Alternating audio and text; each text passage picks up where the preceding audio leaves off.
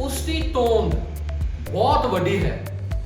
ਇਹਦੀ ਇੰਗਲਿਸ਼ ਕੀ ਆਏਗੀ? ਹੁਣ ਸਾਨੂੰ ਪੰਜਾਬੀਆਂ ਨੂੰ ਆਦਤ ਹੈ, ਕਈ ਵਾਰ ਸਾਨੂੰ ਜੇ ਕੋਈ ਸ਼ਬਦ ਨਾ ਆਵੇ ਤਾਂ ਉਹਦੀ ਇੰਗਲਿਸ਼ ਬਣਾਉਣ ਲਈ ਨਾ ਅਸੀਂ ਉਹਨੂੰ ਲਮਕਾ ਕੇ ਹੋਰੀ ਬੋਲ ਦਿੰਦੇ ਹਾਂ। ਜਿਵੇਂ ਕਈ ਵਾਰ ਲੋਕ ਇਹਨੂੰ ਐਦਾਂ ਬੋਲ ਦਿੰਦੇ ਨੇ, his thond is very big। ਇਹਨੂੰ ਤੋਂਦ ਨੂੰ ਅਸੀਂ ਐਦਾਂ ਦੀ ਨਹੀਂ ਬੋਲ ਸਕਦੇ, thond। ਇਹਦੀ ਸਹੀ ਇੰਗਲਿਸ਼ ਹੈ paunch, P-A-U-N-C-H।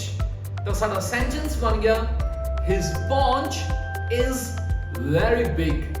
paunch means tond। ਇੱਥੇ ਇੱਕ ਸ਼ਬਦ ਹੋਰ ਸਿੱਖੋ ਸਟੂਡੈਂਟਸ। paunch ਤੋਂ ਹੀ ਸ਼ਬਦ ਬਣਦਾ ਹੈ paunchy, P-A-U-N-C-H-Y।